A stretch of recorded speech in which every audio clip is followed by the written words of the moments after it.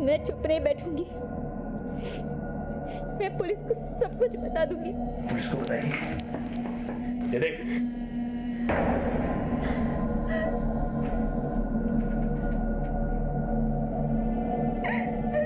तेरा पति जिसका अभी ऑपरेशन हुआ है वो घर नहीं पहुंचेगा, सीधा पहुंचेगा शमशान, अगर उसने ये वीडियो देख लिया। अब फैसला तेरे हाथ में है। जो मैं कहूं चुपचाप से करती रहे, अगर नहीं तो अपने पति की चिता के लिए जो खर्चा हुआ उसके लिए एक और उधार ले ले,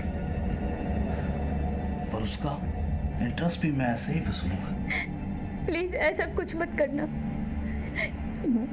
मेरे पति को इसके बारे में कुछ मत बताना। कागज में तो तेरा घर गिरवी था, पर असली इंटरेस्ट तो तू बनेगी। अब देख, अब मैं कैसे इंटरेस्ट वसूल करता हूँ।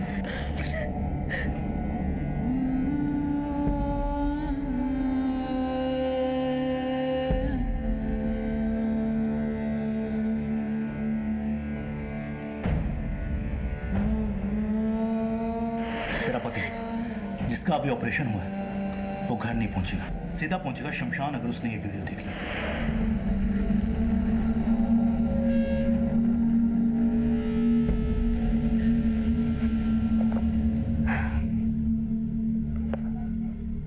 अनंत, तुम यहाँ? अरे आशना, कब से वेट कर रहा हो यार। बाय द वे, हुआ क्या आज? उन लोगों को मेरे डिजाइन्स बहुत पसंद आए। मेरा सिलेक्शन दिल्ली की सबसे रेप्यूटेड कंपनी में हुआ है। अरे वाह, कांग्रेचुलेशन। इस बात तो पार्टी होनी ही चाहिए। आज रात को हम ऐसी पार्टी करेंगे कि हम कभी नहीं भूल पाएंगे। चलो चलो।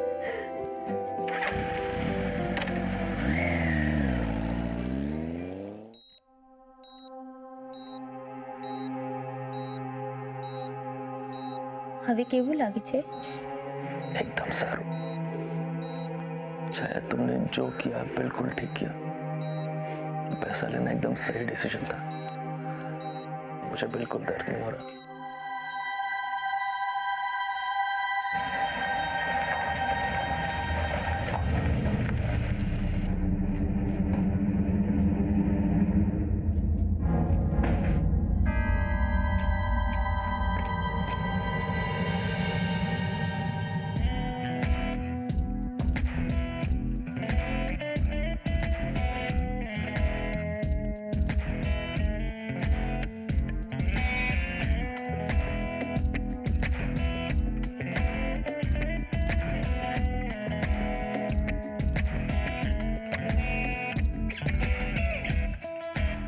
Hello sir.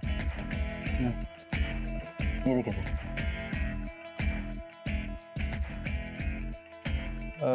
ये वाली सर ये अवेलेबल नहीं है, पर हमारे पास और ऑप्शन है, आप और देख सकते हैं। देखो सर।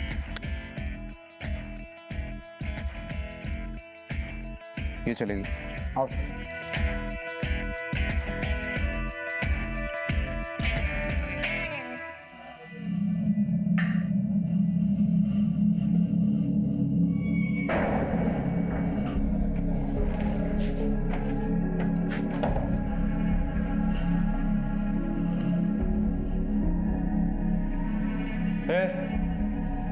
किसी ने कुछ सिखाया भी नहीं क्या तेरे को? को मूड खराब करी थी तो। सॉरी। आइए ना, बैठिए।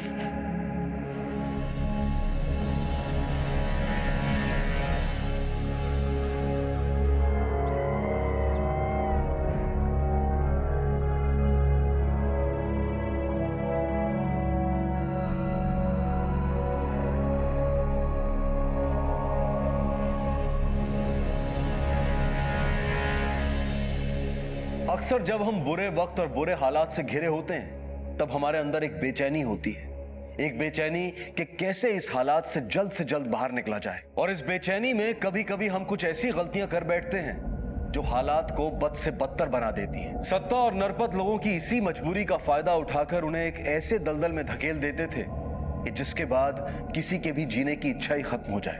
अब तक पुलिस को जिन लोगों के बारे में पता चला था वो सभी नरपत और सत्ता के चक्रव्यूह में फंस चुके थे और हालात के साथ लड़ते लड़ते उनकी हिम्मत ने भी दम तोड़ दिया था। एक बार फिर एक मासूम जिंदगी इस जाल में फंसने वाली थी। उसके साथ कुछ ऐसा होने वाला था जो उसके द्वारा देखे गए किसी भी डरावने सपने से ज्यादा डरावना होगा।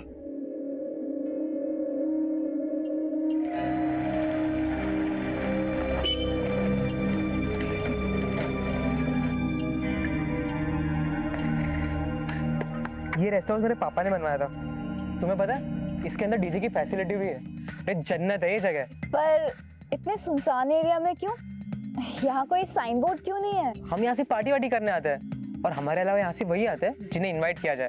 तो अब चले अंदर या फिर इनविटेशन रिक्वेस्ट भी प्रिंटेड चाहिए? नहीं चलो चलो। आ जाओ। ये देखो।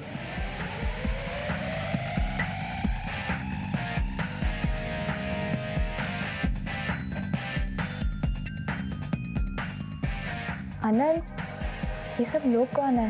मैंने तुम्हें कहा था ना, ये लोग इनविटेशन पे आते रहते हैं। पापा ने इनवाइट किया होगा इन्हें, पार्टी करने आए होंगे। चलो हम अंदर चलते हैं।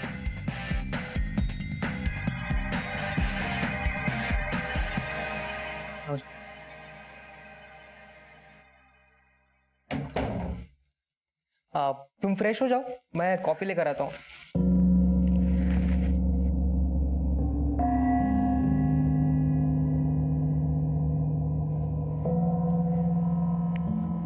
आनंद,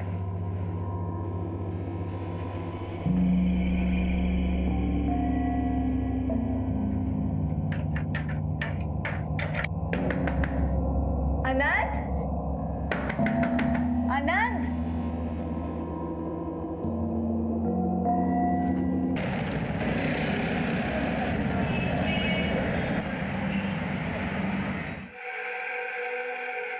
मत ना बंटी।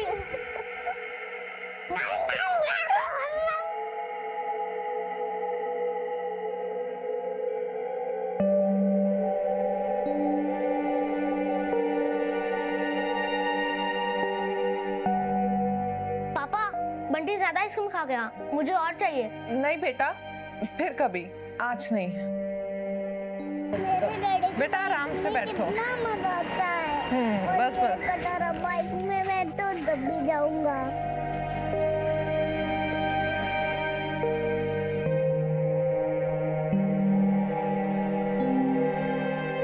आस्था बहन, आज पूजा का सामान नहीं लोगी? नहीं, आज नहीं।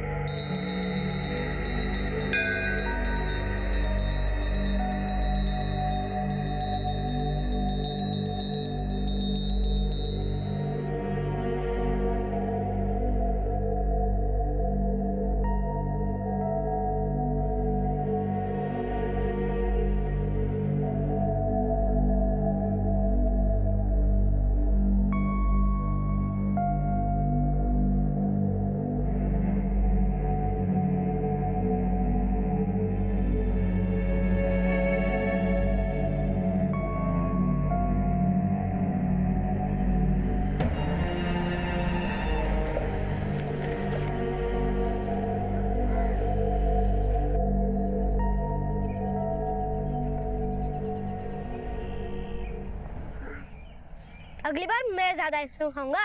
अगर दूंगा फिर ही तो खाएगा ना। पापा देखो ना, ये हर बार ऐसा ही करता है। आइसक्रीम खाता है और मुझे ही चिल्लाता है। ये छोटा इसलिए मम्मा मम्मा।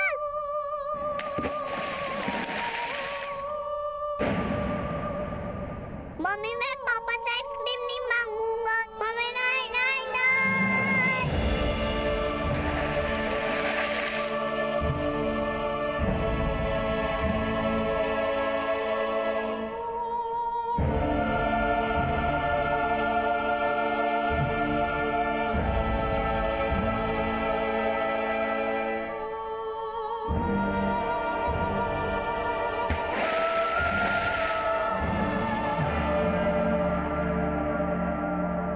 माँ बाप अपने बच्चों को सांसें देते हैं, लेकिन वो कौन सी वजह थी जिसने उन्हें अपने ही बच्चों की सांसें रोकने पर मजबूर कर दिया? कभी कभी हमें कुछ ऐसे मर्ज मिल जाते हैं जिन्हें अगर वक्त रहते ठीक नहीं किया जाए तो वो नासूर बन जाते हैं, और ये नासूर इतने गहरे हो जाते हैं कि बाद में उन्हें किसी दवा से भी नहीं भरा जा सकता। दर्द और पीड़ा इतनी ज्यादा होती है कि हमारी हिम्मत घुटने टेक देती है, और इस दर्द के आगे हमें मौत भी छोटी लगने लगती है। तो क्या ऐसा ही कोई मर्ज जितेश पटेल के परिवार को भी मिला था?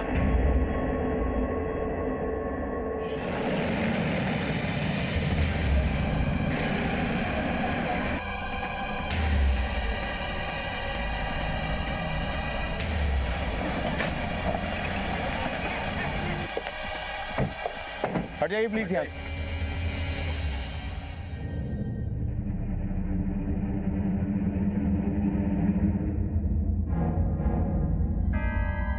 आप में से किसी ने इन्हें यहाँ देखा था इस हादसे से पहले?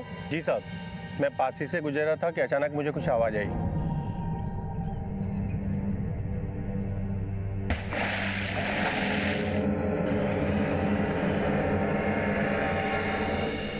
बाइक का नंबर देखा था? हाँ साहब। धीरेन, जब तक पोस्टमार्टम की रिपोर्ट्स आती हैं इस बाइक के सारे डिटेल्स निकलवाओ। हो सकता है ये आदमी इन मौतों का जिम्मेदार है और ये सब होने के बाद कहीं भाग निकला। सर, मारो काले प्रोजेक्ट छे, मारी मदद करजो। आप तो ऊपर से कुछ भी कर सकते हो ना, इतनी सी हेल्प कर दो। इसके बाद मम्मी को भी हेल्प करना है। अच्छा, अपने पापा से शिकायत हो रही है मेरी? अच्छा, कर ले खूब शिकायत कर ले तुम। नहीं मम्मी, मैं आपकी कंप्लेंट थोड़ी कर रही थी, मैं तो पापा से हेल्प मांग रही थी। ये लो, आ गए आपके कंपनी वाले। इनको बोलो ना नाइट शिफ्ट हटा के दिन की शिफ्ट कर ले। नहीं, अभी नहीं बेटा। वैसे भी थोड़े दिन बाद तू अपने पैरों पे खड़ी ही हो जाएगी। तब तक जैसा चल रहा है चलने दे। चल, હું જાઉં છું, રસોઈ બનાવેલી છે, તું જમી લેજે। हाँ, चल बाय। बाय मम्मा। सर, बाइक की डिटेल्स आ चुकी हैं। एड्रेस वाघोदिया का है।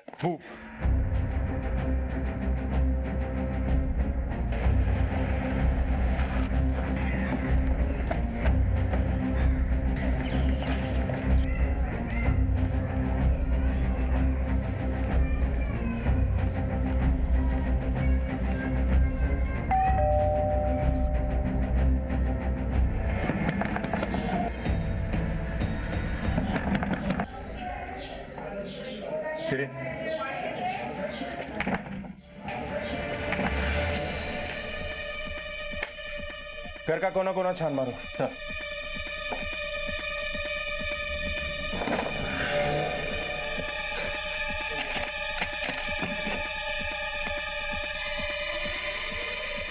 धीरेन, ये देखो, ये लोन एग्रीमेंट भी उसी के नाम है जिसके नाम पे बाइक थी, जितेश पटेल। इस घर में हमें और भी इंपॉर्टेंट डॉक्यूमेंट मिल सकते हैं, अच्छी तरह से तलाशी लो। सर, सर यहाँ आइए।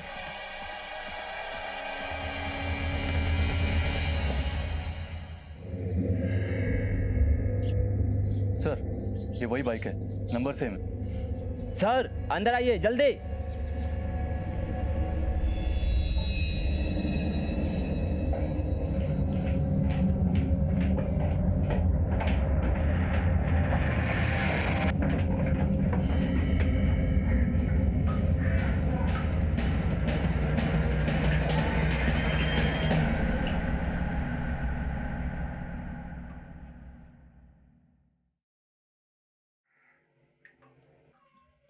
जेबी चेक करो।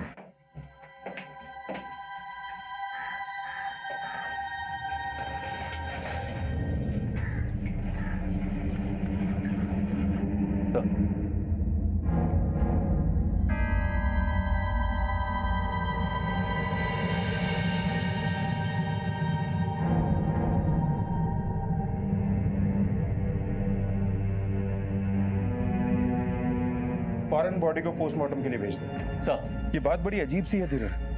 पहले इस परिवार के बाकी लोगों की मौत हुई और अब हमें इसकी लाश मिली। जरूर कुछ बड़ा हुआ है, वरना एक ही परिवार के इतने लोगों की मौत नहीं होती। एक काम करो, आसपास के लोगों को ये फोटो दिखाओ और इस परिवार के बारे में और ज्यादा जानने की कोशिश करो। सर। और हाँ, वो आदमी जिसने बाइक का नंबर बताया था उसे भी ये फोटो एक बार दिखाओ।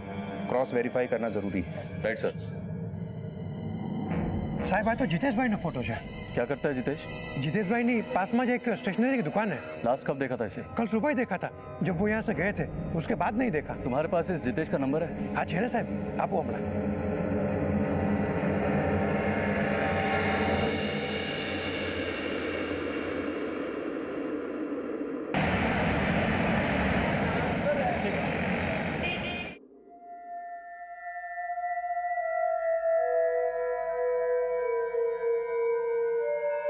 अरे आप लोगों ने इतना वक्त क्यों लगा दिया यहाँ आने में? ऑलरेडी बहुत देर हो चुकी है। ये देखो, ये स्पॉट दिख रहा है। आई थिंक सर्जरी की इमीडिएटली जरूरत है। लेकिन डॉक्टर साहब, सर्जरी? सर, इसमें कितना खर्चा आ जाएगा? करीबन 5 लाख के आसपास। 5 लाख? हाँ जी। इतना पैसा कहाँ से लेके आएंगे हम? आप लोन लीजिए ना, आजकल मेडिकल लोन आसानी से मिल जाता है। इतनी जल्दी हमें लोन कैसे मिलेगा? मैं एक एजेंसी को जानता हूँ, अगर आप चाहो तो। जी सर।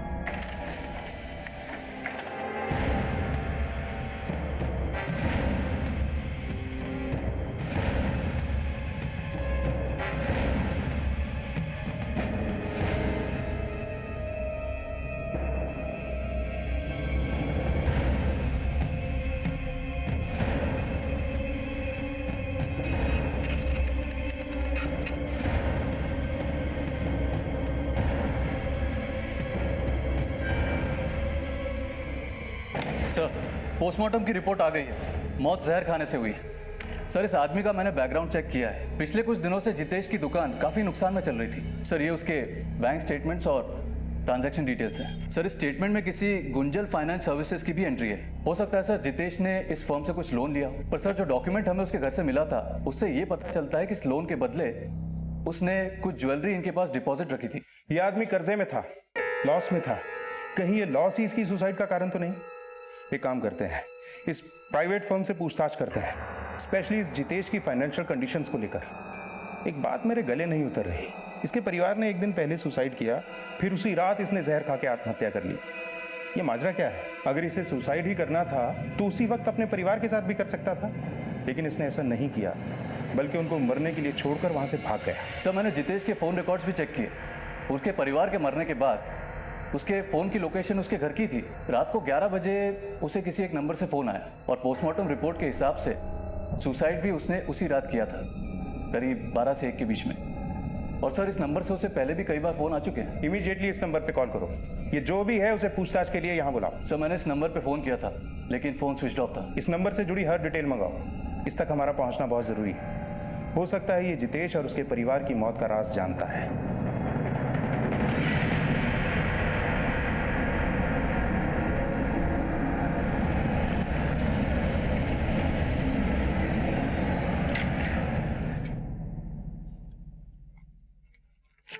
अरे सिर्फ 1 सेंटीमीटर का फासला रहेगा। लोग तो कहते हैं कि इस हेलमेट से लाइफ की सेफ्टी बनी रहती है। अरे कहीं यही हेलमेट मेरे हार्ट अटैक का कारण ना बन जाए। और रैली, जब मेरा कॉलेज खत्म हो जाएगा तब क्या करोगे? करना क्या है? तुम्हें कहीं और ड्रॉप कर दिया करूंगा। मैं कोर्स खत्म होने के बाद किसी बड़े शहर में चली जाऊंगी, अपने सपनों को पूरा करने। अरे बाबा, तुम किसी भी शहर में जाओ, और जो तुम्हारा दिल है ना, वो तो हमेशा मेरे पास ही रहेगा। एंड बाय द वे, तुम्हें अपना हर एक सपना पूरा करना चाहिए। तुम्हारे इस सपने के लिए तुम्हारी माँ ने कई नींदें बर्बाद की है। हाँ नद, मुझे जैसे ही जॉब मिल जाएगा ना, मैं सबसे पहले मम्मी से कहूँगी कि वो अपनी जॉब छोड़ दे। आशना, जो तुम्हारी माँ ने तुम्हारे लिए किया है ना, शायद किसी और की माँ ने कभी नहीं किया होगा। फैशन डिजाइनर बनने का सपना पूरा करना, वो भी अकेले दम पर, छोटी बात नहीं है।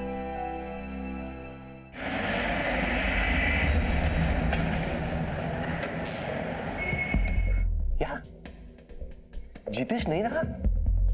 साहब, बहुत सारो मानस होता। मेरे पास आया था तो बहुत मुसीबत में था। कितने का लोन लिया था जितेश ने? 5 लाख। अपनी बीवी के गहने भी गिरवे रख के गया था वो। लेकिन उसके बैंक अकाउंट में तो सिर्फ 3 लाख की एंट्री है। बहुत मुसीबत में था साहब। 2 लाख कैश दिए थे मैंने। कुछ बताया था आपको क्यों चाहिए थे उसे पैसे? कोई खास जरूरत? मुझे तो बोला कि नरपत भाई धंधा चौपट हो गया है। बहुत नुकसानी में था शायद, बहुत कर्ज भी था साहेब। बच्चों की पढ़ाई तक के पैसे नहीं थे उसके पास। ओके सर, उस नंबर की डिटेल्स आ चुकी हैं।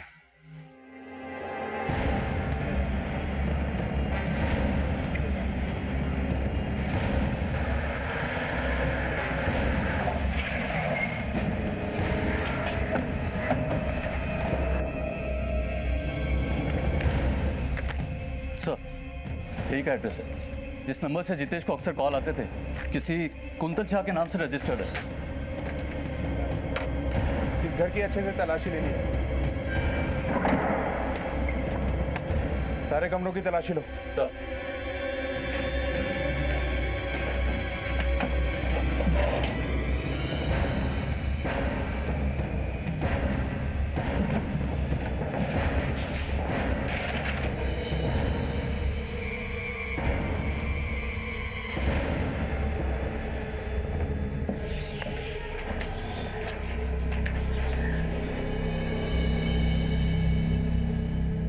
इतने सारे लोन्स के डॉक्यूमेंट्स, इसमें तो इस कुंतल शाह के भी डॉक्यूमेंट है। सारे लोगों की डिटेल इकट्ठा करो, सबके साथ क्रॉस चेक करते हैं। सर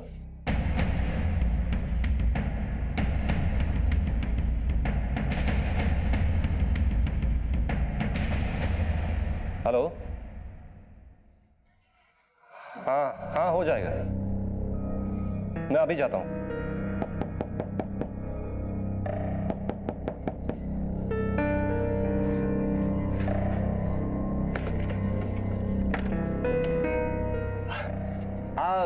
छाया भायाणी નું ઘર છે?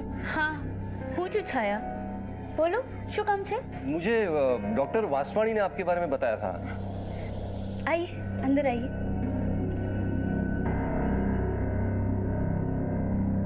ये लीजिए, आपकी जरूरत के 5 लाख। તમે આમ જ 5 લાખ આપો છો? आप तो हमें जानते भी नहीं है। हम आपको नहीं जानते, पर आपकी जरूरतों को, आपकी मजबूरियों को तो जानते हैं ना। देखिए, हमने ये फर्म इसीलिए खोला है कि जरूरतमंदों की जल्द से जल्द हर मदद कर सके। हम आप पे कोई एहसान नहीं कर रहे हैं। देखिए, जैसे बैंक आपको लोन देती है और उस रकम पर आपसे इंटरेस्ट वसूलती है, वैसे ही हम भी आपसे इंटरेस्ट लेंगे। फर्क सिर्फ इतना है कि बैंक में लोन पास करवाने में काफी वक्त निकल जाता है और हमारी सर्विस काफी फास्ट है, इसीलिए हमारा इंटरेस्ट 30% है। और इस पैसों के बदले में आप घर, जेवर कुछ भी गिरवे रख सकते हैं। उभारो बेबे ना। छाया, अटली मोटी लो, हम रीपे कैसे करेंगे? लोकेश, इस वक्त मेरे लिए तुम्हारी सर्जरी से बढ़कर और कुछ भी नहीं है. क्या होगा, इंटरेस्ट ज़्यादा है, लेकिन वो हमारी ज़रूरत से बड़ा तो नहीं. और वैसे भी ये वक्त सवाल जवाब में वेस्ट करने का नहीं है. मदद खुद हमारे घर चलकर आई है और मुझे नहीं लगता कि हमें बिल्कुल भी टाइम वेस्ट करना चाहिए.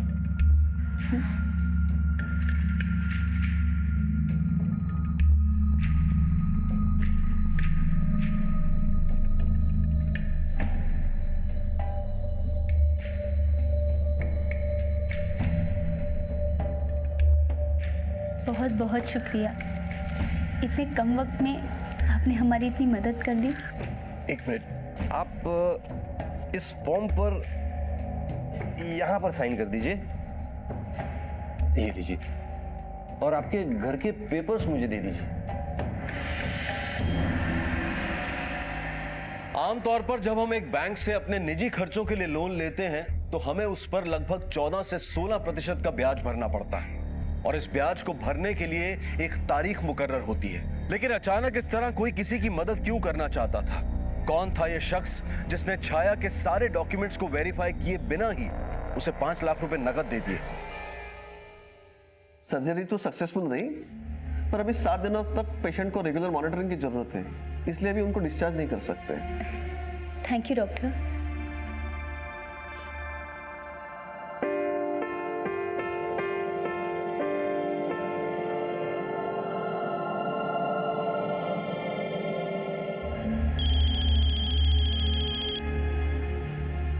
हेलो. हाँ मैडम, देखिए आपके पेपर में बहुत गड़बड़ है. आप एक काम कीजिए, फौरन ऑफिस आ जाइए. अरे नरपत जी, सुनिए तो सही. हेलो.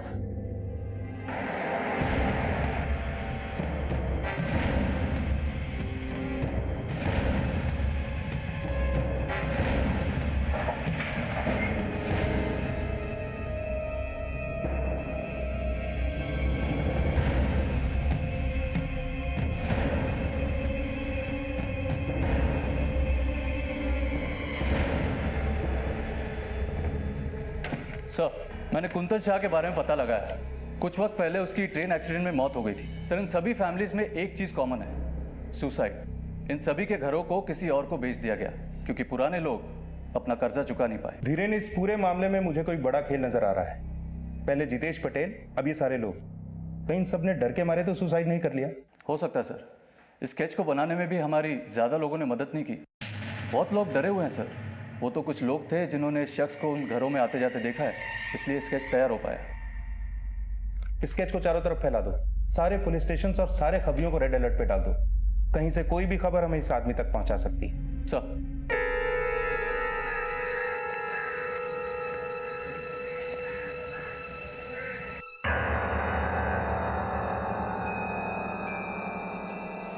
भाई અહીંયા नरपत भाई छे?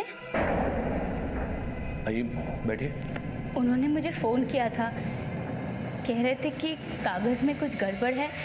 देखिए मैडम, कागज वागज का मुझे जमता नहीं है, वो सब नरपत भाई देखते हैं। मैं तो यहाँ बस रिकवरी का काम करता हूँ। उन्होंने मुझे बोला कि मैं आपसे 5 लाख रुपए ले लूँ। किया, पर अभी मैं वो पैसे नहीं लौटा सकती। मैंने तो सारे पैसे अपने पति के इलाज में खर्च कर दिए। कोई बात नहीं, पर आप इंटरेस्ट तो पे कर सकती है ना? हाँ हाँ, वो मैं पे कर दूंगी हर महीने। हर महीने नहीं मैडम, अभी। अभी? आप अचानक से मुझसे ऐसे इंटरेस्ट कैसे मांग सकते हैं? और इंटरेस्ट की इतनी बड़ी रकम इतने कम टाइम में मैं कैसे इंतजाम करूंगी? तो फिर मुझे आपका घर नीलाम करना पड़ेगा। नहीं नहीं, प्लीज आप ऐसा कुछ मत कीजिए।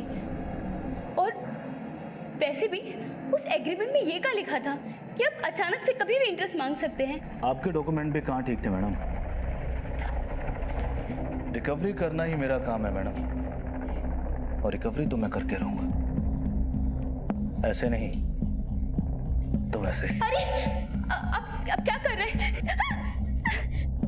इंटरेस्ट तो मेरा तुझ में है। तू मेरा ये इंटरेस्ट पूरा कर दे और मैं तेरा वो इंटरेस्ट संभाल लूंगा।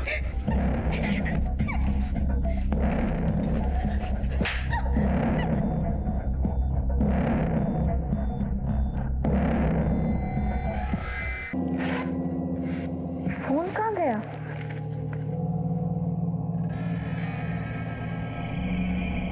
आप जिस नंबर को डायल कर रहे हैं वो इस समय स्विच ऑफ है। Switch off?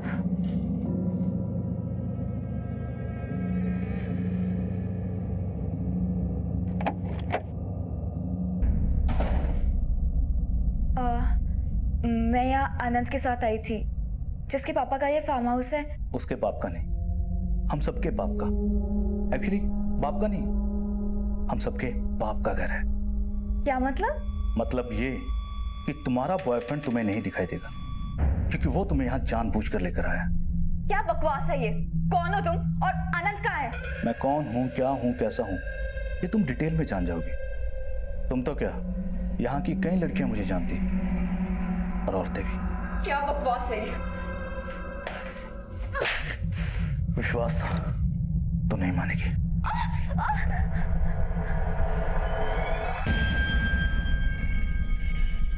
ये देख,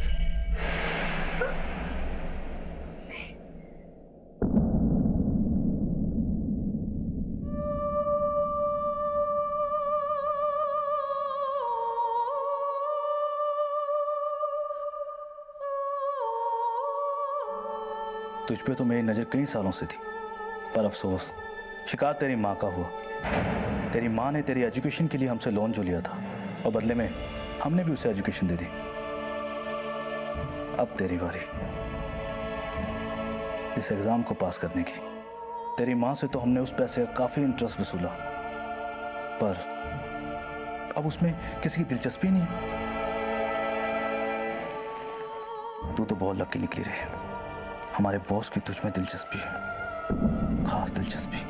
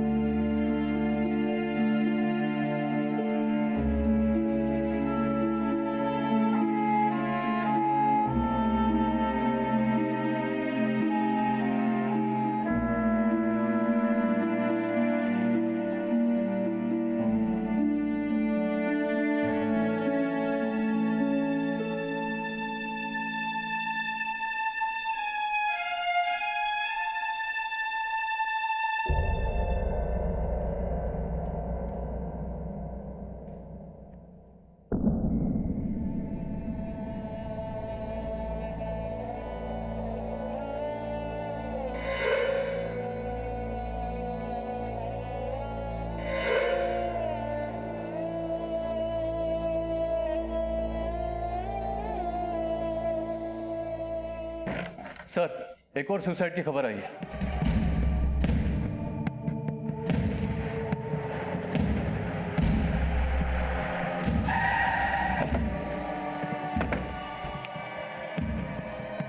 हटिए प्लीज, हट जाइए। हटिए।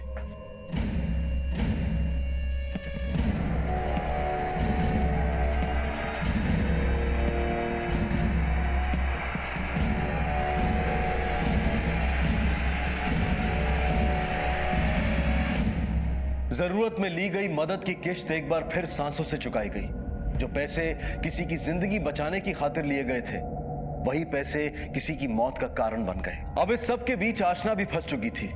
एक बच्ची जिसने कई सपने देखे थे, उसने कभी सपने में भी नहीं सोचा होगा कि उसके सपनों की कीमत उसकी मां किस तरह चुका रही थी। जिस रास्ते पर आशना को धकेल दिया गया था, वो रास्ता जिंदगी के साथ खत्म होता था। तो क्या अब आशना भी वही करेगी जो बाकी के बेकसूर लोगों ने किया?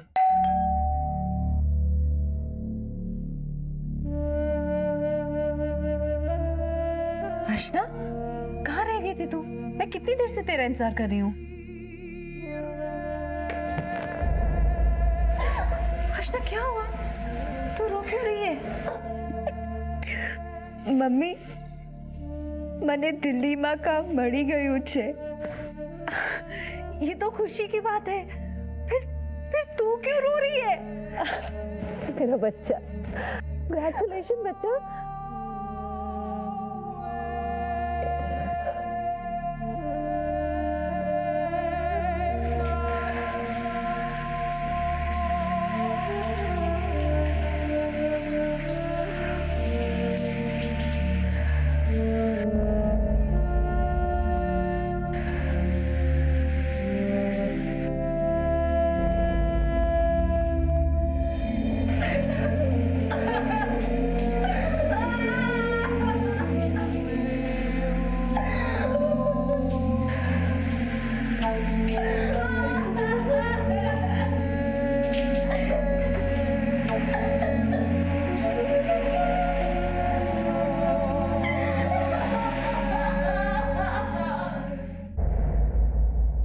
छाया के अलावा मेरा कौन था?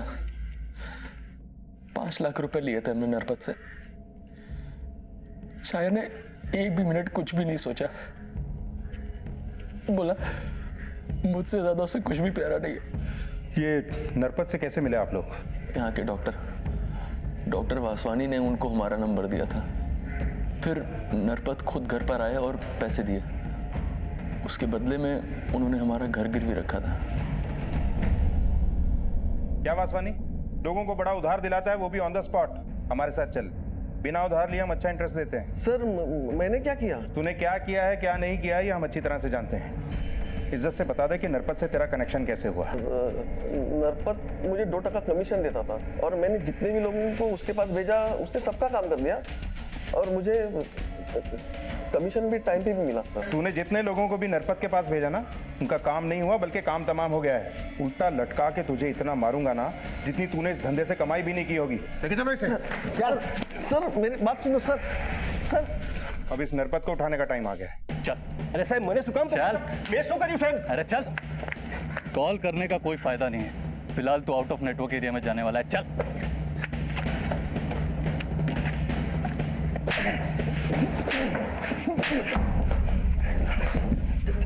देखिए साहब, छाया और जितेश की मौत से मेरा कुछ लेना देना नहीं है साहब। पर सत्ता से तो लेना देना था ना, जिसके साथ मिलकर लोगों को पैसे बांटता था और बदले में इंटरेस्ट के रूप में उनकी जिंदगी लेता था। साहब मैं सारे पेपर सत्ता को बेच देता था और सब वो इंटरेस्ट के रूप में सारे पैसे मुझे देता था वापस वो, और बाकी बचे जेवर और घर के पेपर्स मुझसे ले लेता था। सत्ता कहाँ है? पता नहीं साहब, वो अलग अलग नंबर से फोन करता था और वो नंबर भी उन्हीं के नाम से खरीदता था जिसके पेपर्स उसके पास होते थे। सर, इसकी बेल लेके इसका वकील आया है। ये मत सोचना कि इस बेल से छूट के तू बच जाएगा। जिस तरह से तुम्हें कानून का फायदा उठाना आता है ना, हमें भी पूरा विश्वास है एक दिन यही कानून तेरी किस्मत में बेल की जगह जेल लिखेगा। निकल चल। हिरेन, ये नरपत जितना खड़ा है ना उतना ही गड़ा है। इतनी जल्दी इसका जमानत पे छूट जाना कोई आम बात नहीं है। मुझे लगता है इसके पीछे जरूर कुछ बड़े नाम छिपे हैं। वडोदरा पुलिस के अभी अभी किए गए प्रेस कॉन्फ्रेंस से ये पता चला है कि कुछ लोग उन भोले भाले लोगों को अपने जाल में फंसाकर उनका शोषण कर रहे हैं, जिन्हें पैसे की सख्त जरूरत है। उन लोगों को पहले ये पैसे कम समय में उपलब्ध कराए जाते हैं और पैसे ना देने के बाद उनकी घर, जमीन और जेवर जब्त किए जाते हैं। पैसे देने वाले लोग ब्याज लेने के लिए किसी भी वक्त वहां पहुंच जाते हैं। इसके बाद शुरू हो जाती है उन परिवारों के साथ जुल्म की एक दर्दनाक कहानी। वडोदरा पुलिस ने सब लोगों से अनुरोध किया है कि जिसके साथ भी ये घटना हो रही है वो कृपया सामने आ जाए। उनका नाम गुप्त रखा जाएगा और उन्हें पूरी तरह सुरक्षा दी जाएगी। आज ना मैं काम पर जा रही हूँ, खाना टेबल पर रखा है, निकाल कर खा लेना और टाइम से सो जाना बेटा। हाँ मम्मी, હવે તમને કામ કરવાની જરૂરત નથી। अब मैं हूँ ना, मैं सब संभाल लूंगी।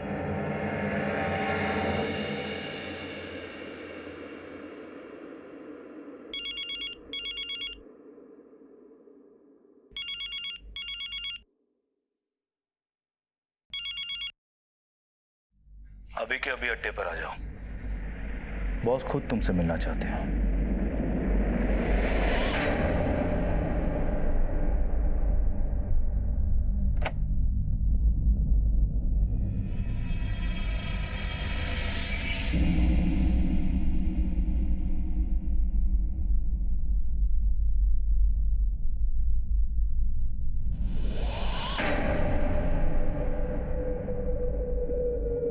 ઠીક છે, ભલે। મજેટિયાજી, મને આ સાંભળીને બહુ ખરાબ લાગ્યું કે ખેડૂતના 3 પરિવારોએ એક સાથે આત્મહત્યા કરી દીધી। जो कुछ भी हुआ वो बहुत दुखद था। हम इस पर शोक व्यक्त करते हैं।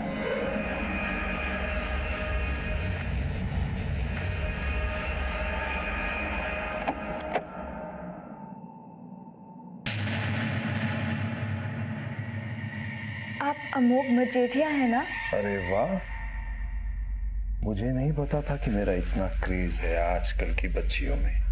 इसीलिए तो मुझे तुम्हारी जैसी पढ़ी लिखी लड़कियां इतनी पसंद है।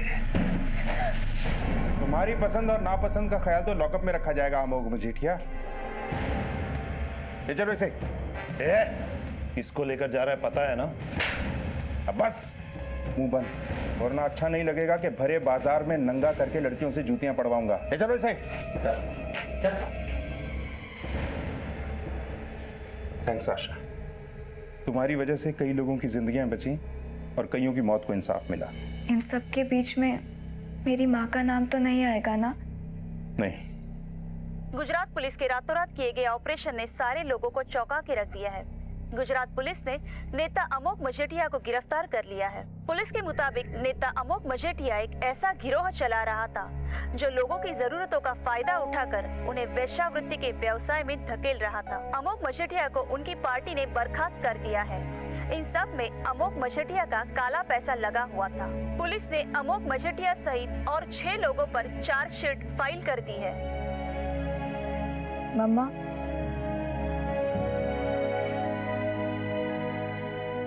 डेली चले?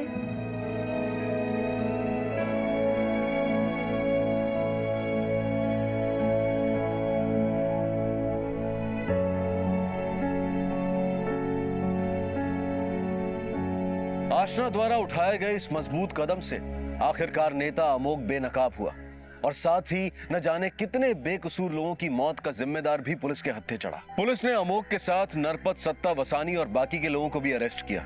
अमोघ और सत्ता पर आईपीसी की धारा 376 के तहत बलात्कार के चार्जेस लगाए गए हैं और इन सभी पर ठगी और धोखाधड़ी का भी केस बना है। हमारे आसपास ऐसे कई आपराधिक मंसूबों वाले लोग हैं जो इस ताक में रहते हैं कि वो कब और किस तरह किसी की मजबूरी का फायदा उठा सके।